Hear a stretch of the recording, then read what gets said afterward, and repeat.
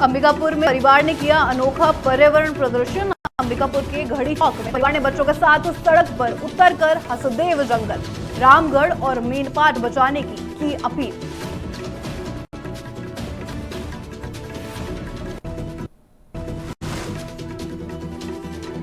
चैतन्य बघेल को मिली बड़ी कानूनी राहत। भिलाई में शराब घोटाले मामले में चैतन्य बघेल की जमानत मंजूर। 5.5 महीने के बाद रिहाई का रास्ता हुआ साफ।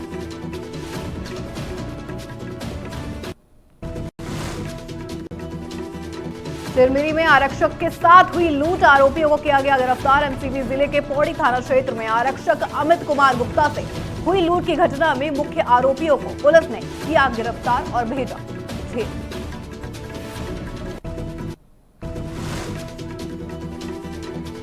हेलमेट रैली से सड़क सुरक्षा की जागरूकता। धमतरी पुलिस ने सड़क हादसों को रोकने के लिए गांधी मैदान से हेलमेट रैली का किया शुभारंभ। रैली शहर के विभिन्न चौक चौराहों से होकर गुजरेगी और लोगों को हेलमेट पहनने और यातायात नियम पालन करने की करेगी अपील।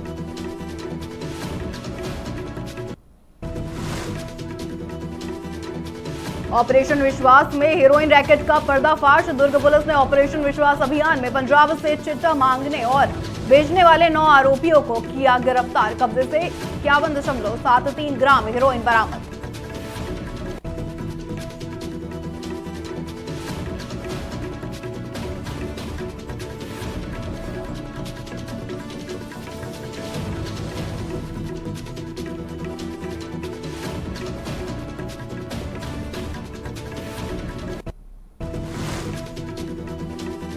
नमस्कार, आप देख रहे हैं न्यूज टीवी इंडिया। मैं हूं आपके साथ स्नेहा सिंह। शुरुआत करते हैं आज की बड़ी खबरों के साथ। अंबिकापुर के घड़ी चौक में एक परिवार ने हसदेव जंगल, रामगढ़ और मैनपाट को बचाने के लिए अनोखा प्रदर्शन किया है। ये परिवार बच्चों सहित सड़क पर उतरकर हाथों में पोस्टर लेकर और तख्तियां लेकर लोगों को जागरूक करने में लगा हुआ है। बता दें, पोस्टरों में वन कटाई रोकने, पर्यावरण संरक्षण और प्राकृतिक संसाधनों को बचाने की लगातार अपील की जा रही है। परिवार का यह भी कहना है कि जब वे समय दे सकते हैं तो हर कोई क्यों नहीं दे सकता। हसदेव जंगल, रामगढ़ और मैनपाट सिर्फ छत्तीसगढ़ ही नहीं बल्कि पूरे देश की प्राकृतिक धरोहर है। ये शांतिपूर्ण जागरूकता अभियान, आपको बता दें, देखकर लोग रुककर संदेश भी पढ़ रहे थे और परिवार की इस पहल की सराहना भी सबने खूब की है। परिवार ने प्रशासन और सरकार से इन क्षेत्रों को बचाने के लिए ठोस कदम उठाने की भी मांग की है। वे कहते हैं कि जब तक जल, जंगल और जीवन सुरक्षित नहीं होते, ये प्रदर्शन भिन्न भिन्न जगहों पर वो करते रहेंगे।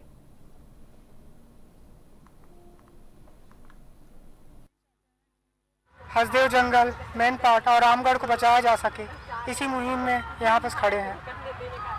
तो क्या लोगों से अपील करना चाहते हैं? लोगों से यही अपील करना चाहते हैं कि आप किसी भी माध्यम से सपोर्ट कीजिए, हमारा सपोर्ट मत कीजिए, आप बस इसको बचाने के लिए सपोर्ट कीजिए। मैनपाट को बचाने के लिए, हसदेव को बचाने के लिए और रामगढ़ को बचाने के लिए सपोर्ट कीजिए। मैं काम करते हुए, मेरी मिसेस काम करते हुए 1 घंटा निकाल रहे हैं अपनी लाइफ का। आप भी 1 घंटा निकालिए, 5 मिनट भी निकालिए। सोशल मीडिया यूज कीजिए, गाड़ी में बैनर लगाइए, कैसे भी करके कीजिए ताकि सरकार तक आवाज़ जाए, लोगों जागरूक हों। लोग जब अरावली पर्वत पे स्टे लग सकता है तो हमारा भी रुक सकता है। हसदेव जंगल को भी बचाया जा सकता है। जितना कटा, बल्कि 1 पेड़ कटा है, 1 पेड़ के बदले 10 पेड़ लगाया जाए तो बचाया जा सकता है। क्यों नहीं बचाया जा सकता? जब तक हमें लगे कि ये रुक गया है, माइनिंग रुक जा रही है, स्टे लग गया है, हसदेव जंगल अब बच जा रहा है, नहीं कटेगा पेड़, तब तक मुहिम चलेगी। जो छत्तीसगढ़ का हसदेव जंगल है वो कटने जा रहा है, तो हम इसे रोकने के लिए खड़े हैं यहाँ पर। हम लोग कल से यहाँ से खड़े हैं, मतलब बीच में घर में गए थे, रोज दिन आते हैं और अपील ये करना चाह रहे हैं कि भारत सरकार से, छत्तीसगढ़ सरकार से कि जो हमारा हसदेव जंगल है उसे कटने से रोक दिया जाए। कि हम लोग, ऐसा तो है नहीं कि छत्तीसगढ़ के निवासी लोग जो कि जंगल कटने जा रहा है उस पर सबका सहयोग होगा कि जंगल कटे, ऐसा तो किसी का हामी होगा नहीं। तो हम लोग ये चाहते हैं कि जितने लोग भी जागरूक हैं, मतलब जंगल कटने को रोकने के लिए खड़े हैं, वो हम लोगों का सहयोग करें, हम लोगों के साथ आके खड़े हों। जब तक हमें मतलब कोई विश्वास दिला दे कि जंगल नहीं कटेगा तब तक खड़े रहेंगे हम लोग। तो क्या लगता है इस मुहिम में और लोग भी सम्मिलित हो रहे हैं? आशा तो है कि आगे आकर जरूर खड़े होंगे। आज आप लोग के दिन में बैठे हुए कितने दिन? 2 दिन हुआ है केवल। दूसरे दिन है? हाँ, दूसरा दिन है। आप कुछ और यहाँ के शासन प्रशासन को कुछ अपील करना चाहते हैं? सरकार से तो यही निवेदन है कि जो जंगल है उसे कटने से रोक लिया जाए, क्योंकि पर्यावरण किस हद तक प्रदूषण होगा ये सब साफ बात आप लोग जान ही रहे हैं। भिलाई से बड़ी खबर सामने आ रही है। छत्तीसगढ़ के चर्चित शराब घोटाला प्रकरण में बता दें, पूर्व मुख्यमंत्री भूपेश बघेल के बेटे चैतन्य बघेल को बड़ी राहत मिली है। बिलासपुर हाईकोर्ट ने ईडी और आर्थिक अपराध शाखा, जिसको आप EOWACB से जुड़े मामलों में उनकी जमानत याचिका मंजूर कर दी गई है। चैतन्य बघेल की करीब आपको बता दें 5.5 महीने जेल में वह रह चुके हैं। अब उनकी रिहाई का रास्ता साफ हो गया है। ईडी का आरोप है कि शराब घोटाले में उन्हें लगभग 16.70 करोड़ रुपए मिले हैं, जिन्हें उन्होंने रियल एस्टेट में लगाया था। फैसले के बाद कांग्रेस में खुशी की लहर भी देखने को मिली। भिलाई नगर विधायक और कांग्रेस प्रवक्ता देवेंद्र यादव ने यह भी कहा है कि सच की हमेशा जीत होती है। पूर्व मुख्यमंत्री भूपेश बघेल ने यह कहा कि सच की हमेशा जीत होती है, इसीलिए कभी भी हार नहीं माननी चाहिए। हम लगातार ये बात कह रहे हैं, जो भारतीय जनता पार्टी के खिलाफ बात करेगा, पूंजीवाद के खिलाफ बात करेगा, उसको अलग अलग तरीके से केसों में फंसाकर जेल भेजकर डराने का प्रयास किया जाता है। हम लोगों के लिए खुशी की बात है कि भाई चैतन्य बघेल जी की जमानत हो गई है। मैं आदरणीय हमारे पूर्व मुख्यमंत्री भूपेश बघेल जी, उनके परिवार को शुभकामनाएं दूंगा और निरंतर पूरे कांग्रेस जन मजबूती के साथ उनके साथ खड़े हैं और हम ये पूंजीवाद के खिलाफ भारतीय जनता पार्टी। अगली खबर चिरमिरी से है। एमसीबी जिले के पौड़ी थाना क्षेत्र में पदस्थ आरक्षक, आपको बता दें, अमित कुमार गुप्ता के साथ लूट की वारदात हुई है। पुलिस ने तत्काल कार्रवाई करते हुए मुख्य आरोपियों को गिरफ्तार कर जेल भी भेज दिया है। लूट की घटना रात्रि में हुई थी और आरक्षक के साथ असामाजिक तत्वों ने वारदात को अंजाम दिया था। बता दें, गिरफ्तारी के बाद जब आरोपियों का जुलूस निकालने की चर्चा फैली तो स्थानीय लोग और परिजनों ने थाने का घेराव कर खूब हंगामा किया।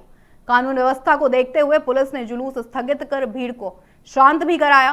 पुलिस ने यह भी बताया कि बाकी 3 फरार आरोपियों को जल्द ही गिरफ्तार कर लिया जाएगा। फिलहाल क्षेत्र की स्थिति पूरी तरह नियंत्रण में है। आइए सुनवाते हैं क्या कुछ कह रहे हैं थाना प्रभारी जवाहर लाल गाय। सर, आवेदन आया था सर, उसमें से FIR लिए हैं और 3 जो संदेही आरोपी थे और एक नाबालिग था, उन लोग को रिमांड में न्यायालय भेज दिए हैं अपराध कायम करके। किस प्रकार के अपराध कायम की गई?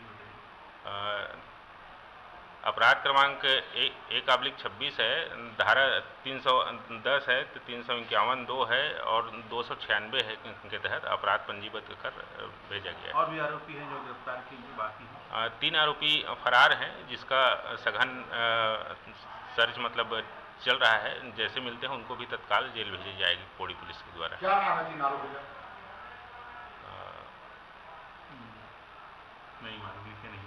ठीक। अनस है, अरशद है, राकेश। ये तीनों अपराधी जी फरार हैं? जी। कब तक पकड़ने की संभावना है? जितना जल्दी से जल्दी हमारा टीम लगा हुआ है सर, जैसे पकड़ेंगे तुरंत जेल भेजा जाएगा। धमतरी जिले में सड़कों पर हादसों में लगातार बढ़ोतरी हो रही है। अधिकांश हादसा, आपको बता दें, यातायात नियमों की अनदेखी के कारण होते हैं। इसी को ध्यान में रखते हुए पुलिस ने सड़क सुरक्षा माह का आयोजन किया है। आज शुक्रवार को गांधी मैदान से हेलमेट रैली का शुभारंभ किया गया। धमतरी SP सूरज सिंह परिहार ने रैली को हरी झंडी दिखाकर रवाना भी किया है। बता दें, रैली शहर के विभिन्न चौक चौराहों से होकर गुजरेगी और लोगों को हेलमेट पहनने और यातायात नियमों का पालन करने की सलाह भी देगी। SP सिटी ने आपको यह भी बता दें कहा है कि 2 पहिया और 4 पहिया वाहन चलाते समय सुरक्षा और नियमों का पालन करना बहुत जरूरी है। आइए सुनवाते हैं क्या कुछ कह रहे हैं SP धमतरी। जैसा कि विदित है कि ये जनवरी महीने में पूरे राज्य भर में सड़क सुरक्षा माह का आयोजन किया जाता है। इसके तहत विभिन्न कार्यक्रम होते हैं। जैसे कल एक जन जागरूकता रथ को भी रवाना किया गया था, जो पूरे जिले भर में घूम घूम कर लोगों को जन जागरूकता करेगा विभिन्न जो नियम कानून कायदे हैं उनके बारे में। इसी तरह से ये आज हेलमेट रैली भी आयोजित की गई है। इसमें आपने देखा होगा कि सभी पुलिस के कर्मचारी जो है वो दुपहिया वाहनों पे हेलमेट लगाकर, इवन पिलियन राइडर भी हेलमेट लगाएं। इसके लिए हमारी जागरूकता है, क्योंकि क्या होता है कि एक्सीडेंट में अमूमन देखा गया है कि केवल हेलमेट लगाने भर से खासकर जो बाइक सवार होते हैं, अगर उनको छोटा एक्सीडेंट भी होता है और हेलमेट नहीं लगाए रहते हैं तो कहीं डिवाइडर पे टकरा के, पेड़ वगैरह पे टकरा के या जमीन पे ही गिर के कई बार जो है अमूल्य जीवन से हाथ धोना पड़ता है। तो उसके लिए लोगों को जन जागरूक करने का प्रयास है। पिछले वर्ष हमारे यहाँ 2024 की तुलना में आंकड़े कम रहे हैं दुर्घटना के, इस वर्ष उनको और कम करने का प्रयास है। सर कितने दिनों तक चलने वाला है? ये पूरा कार्यक्रम जो है 1 माह चलेगा। इसमें अलग अलग तरह के बहुत सारे कार्यक्रम रहेंगे, जिसमें नुक्कड़ नाटक भी रहेगा, स्कूल कॉलेजेस में जाकर के बच्चों को जो है जागरूक करने का प्रयास भी रहेगा। विभिन्न अन्य विभागों को, जैसे आप देख रहे हैं कि शिक्षा विभाग भी सम्मिलित हो रहा है, साथ में परिवहन विभाग भी सम्मिलित हो रहा है। फिर कुछ फिटनेस कैंप्स भी लगाए जाएंगे, नेत्र जांच शिविर वगैरह भी रहेगा। तो इस तरह से बहुत सारे कार्यक्रम है। जो दुर्ग पुलिस ने ऑपरेशन विश्वास अभियान के तहत पंजाब से चिट्ठा मंगवाने और आपको बता दें बेचने वाले 2 गिरोहों का पर्दाफाश कर दिया है। पुलिस ने एक महिला सहित कुल 9 आरोपियों को गिरफ्तार किया है और उनके कब्जे से लगभग आपको बता दें 51.73 ग्राम हेरोइन, 281.85 ग्राम डोडा चूरा, 1 कार, 9 मोबाइल और 8.91 लाख रुपए नकद जब्त किए हैं। जामुल क्षेत्र में महिला अपने बेटे के साथ चिट्टा बेच रही थी। पूछताछ में महिला ने आपको बता दें स्वीकार भी किया है कि उसका बेटा डिलीवरी करता था। खुर्सीपार क्षेत्र में मिथिलेश पाठक और परमेश्वर ठाकुर को पकड़ा गया है, जो उनके पास से आपको बता दें 8 और 6 ग्राम चिट्टा भी बरामद हुआ है। पुलिस ने NDPS एक्ट के तहत मामले दर्ज कर लिए हैं और बाकी नेटवर्क को पकड़ने के लिए विशेष टीम बना दी गई है। अधीक्षक महोदय के निर्देश पर ऑपरेशन विश्वास के तहत थाना खुर्शीपार और जामुल में चिट्टे में बड़ी कार्रवाई हुई है, जिसमें करीब 52 ग्राम चिट्टा, 1 स्विफ्ट कार, 9 नग मोबाइल और नकदी रकम 8,91,000 जब्ती हुआ है और जो जुमला रकम करीबन 24 लाख रुपया है। इसमें थाना खुर्शीपार में परमेश्वर और मिथिलेश की निशानदेही पर चिट्टा की कार्रवाई हुई है और जामुल में रज्जी और उसका बेटा किशन के निशानदेही पर कार्रवाई हुई है, जिसमें 7 आरोपी और हैं। मतलब कुल हमने 9 आरोपियों के खिलाफ में चिट्टा की कार्रवाई की है। पकड़ा है और कितने सालों से ये इस धंधे में लिप्त थे? देखिए, हम लोग के पास जो मुखबिर की सूचना आई थी तो ये पता चला कि मिथिलेश और परमेश्वर ये पंजाब से चिट्टा लेके आ रहे हैं। उसकी निशानदेही पर हमारी जो टीम है उसको घेराबंदी कर उसको पकड़े, उसके पास से चिट्टा मिला और एक जो चिट्टा है वो जामुल में कार्रवाई हुई। मुखबिर की सूचना पर उनके खिलाफ भी कार्रवाई हुई है। पंजाब में कोई कार्रवाई करेंगे क्या, जहां से लोग लेके आते हैं? ये हमारे विवेचना का पार्ट है। अब क्योंकि नाम आया है उसको उनके खिलाफ कार्रवाई जरूर करेंगे। कितने सालों से ये लिप्त थे इस धंधे में? देखिए, अभी चूंकि ये जो जामुल में कार्रवाई हुई है वो करीबन 6 महीना पहले से कार्रवाई चल रहा है और बहुत आसान है, वहां से सस्ते में मिल जाता है और हम यहाँ महंगे में बेचते हैं। तो इन लोग पंजाब जाके वहां से सामान लेके आते हैं। आप लोगों की पूछताछ में क्या बताया कि कितना एक पुड़िया कितने लोगों को कितने दामों में बेचा था? देखिए, इन लोग पंजाब से 1 ग्राम का 2,000 रुपये में लाते थे और यहाँ पर वो 1 ग्राम का वो 10,000 रुपये में बेचते थे। कुर्की करेंगे क्या सर? चूंकि हमारे ये विवेचना के आधार पे जो अगर इस दौरान अगर उस रकम से बेची गई संपत्ति या खरीदी गई संपत्ति मिलेगा तो हम जरूर उसमें कुर्की करेंगे। और आगे क्या रणनीति रहेगी? आगे हमारी ये रणनीति की जो भी फरार व्यक्ति हैं, अभी जो चिट्टा बेचते हैं या उसका उपयोग करते हैं, तो उसके खिलाफ हम लोग उनके जांजगीर चांपा से बड़ी खबर सामने आ रही है। बता दें जिला मुख्यालय के नेता फर्नीचर में हादसे के बाद परिजनों ने सड़क पर शव रखकर नेता का खूब जमकर हंगामा किया है। युवक हरिचरण प्रधान, जो काम के दौरान सीढ़ी से गिरकर घायल हुआ था, नायक नर्सिंग होम चांपा में इलाज के दौरान उसकी मौत हो गई। परिजन मृतक के लिए उचित मुआवजे की मांग लगातार कर रहे हैं। चक्का जाम के कारण आवागमन पूरी तरह बाधित भी हुआ और क्षेत्र में तनाव की स्थिति भी बन गई। पुलिस और प्रशासन ने परिजनों से समझाने की उनकी कोशिश भी की है, लेकिन अभी भी हंगामा जारी था। करीब 6 घंटे की बातचीत के बाद आपको बता दें दोनों पक्षों में सहमति बनी।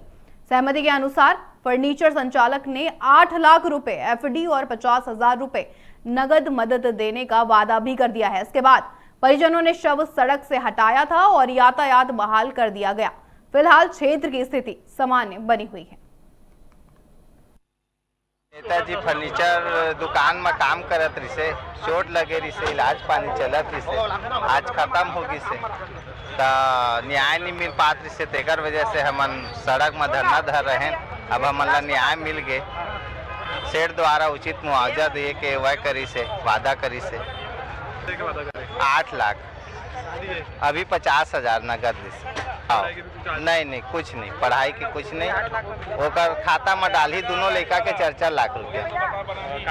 जो पीड़ित जो अभी मृतक हरि प्रधान जी है, ओकर जो आने आगे बा कोई कमैया नहीं है, तो ओकर जो बच्चा मन है छोटे छोटे, ओकर भविष्य के उजाला हो जाए, ओकर बा बैठे रहन, जेमा हमन ला आज 8 लाख के FD करवा के बच्चा मन के दिए गई से और 50,000 अभी काम कराए बा। जानकर चांपा कलेक्टर आपको बता दें जान मेजे महोबे ने आज मड़वा धान खरीदी केंद्र का औचक निरीक्षण किया है। निरीक्षण के दौरान कलेक्टर ने धान खरीदी में पारदर्शिता बनाए रखने और किसी भी गड़बड़ी को रोकने के लिए सख्त निर्देश भी दे दिए हैं। उन्होंने धान खरीदी व्यवस्था, टोकन प्रणाली, तोल प्रक्रिया और भुगतान का जायजा भी लिया है। कलेक्टर ने साफ कहा है कि सभी समितियों को आगामी 7 खरीदी दिवस के टोकन की जानकारी पटवारी और REO को देनी होगी। साथ ही दूसरे और तीसरे टोकन का 100% सत्यापन राजस्व और कृषि विभाग की टीम भी करे। कलेक्टर ने यह भी साफ कर दिया है कि धान पहुंचते ही सभी एंट्री रजिस्टर में दर्ज होनी चाहिए ताकि किसी भी तरह की अनियमितताएं ना हो सकें। उन्होंने किसानों से सीधे संवाद कर टोकन व्यवस्था, तोल और भुगतान प्रक्रिया की जानकारी भी ली है। बता दें कलेक्टर ने अधिकारियों को निर्देश दिए हैं कि सभी उपार्जन केंद्रों में साप्ताहिक भौतिक सत्यापन अनिवार्य रूप से करें और रिपोर्ट समय पर दें। साथ ही धान की अलग अलग किस्मों की स्टैकिंग मानकों के अनुसार करने पर भी जोर दिया गया है। निरीक्षण के दौरान आपको बता दें खाद्य अधिकारी, नोडल अधिकारी और अन्य कर्मचारी भी वहां पर मौजूद रहे।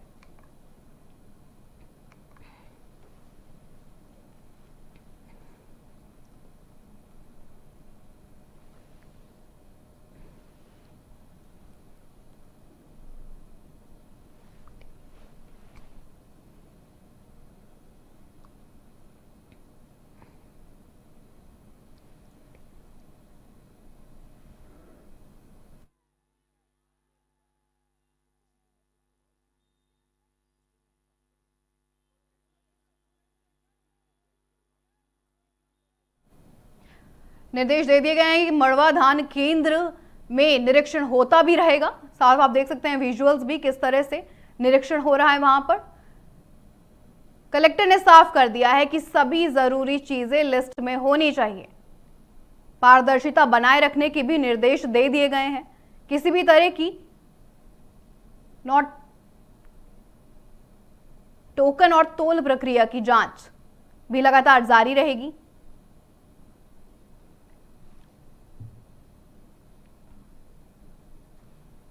गृह मंत्री और उप मुख्यमंत्री विजय शर्मा ने आज अपने निवास पर पत्रकारों से चर्चा की और कई महत्वपूर्ण मुद्दों पर बात भी रखी।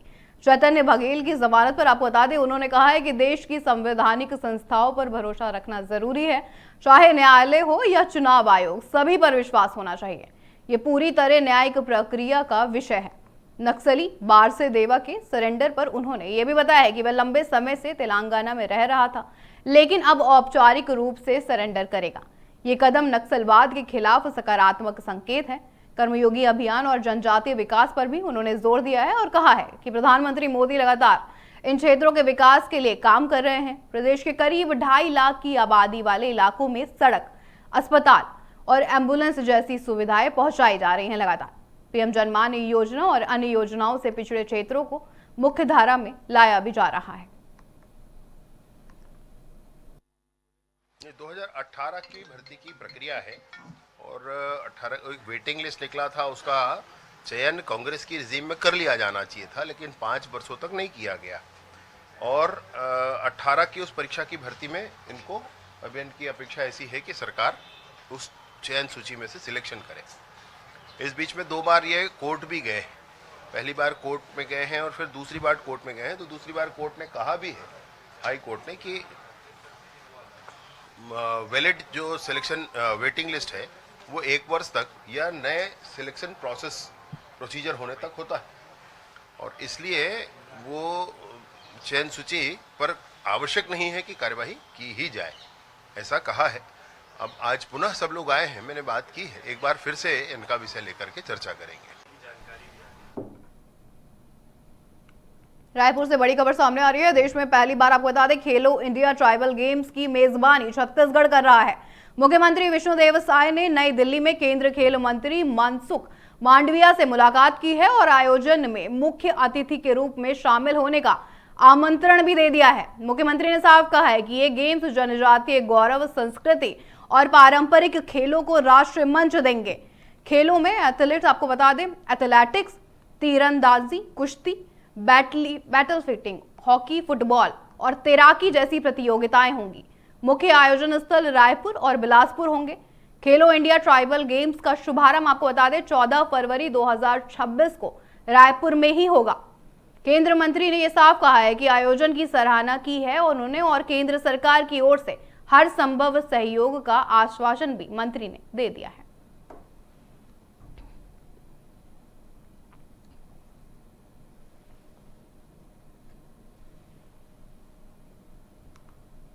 सक्ती जिले से बड़ी खबर सामने आ रही है। बाराद्वार पुलिस ने अवैध शराब के खिलाफ, आपको बता दें, बड़ी कार्रवाई करते हुए 55 लीटर कच्ची महुआ शराब जब्त कर ली है।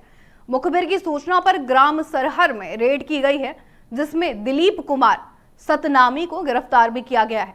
अभियुक्त के पास से, आपको बता दें, 5,500 रुपए कीमत की शराब बरामद हुई है। मामले में आबकारी एक्ट के तहत कार्रवाई कर आरोपी को जेल भी भेज दिया गया है। साथ ही पुलिस ने यह भी कहा है कि अवैध शराब कारोबारियों के खिलाफ कार्रवाई जारी रहेगी।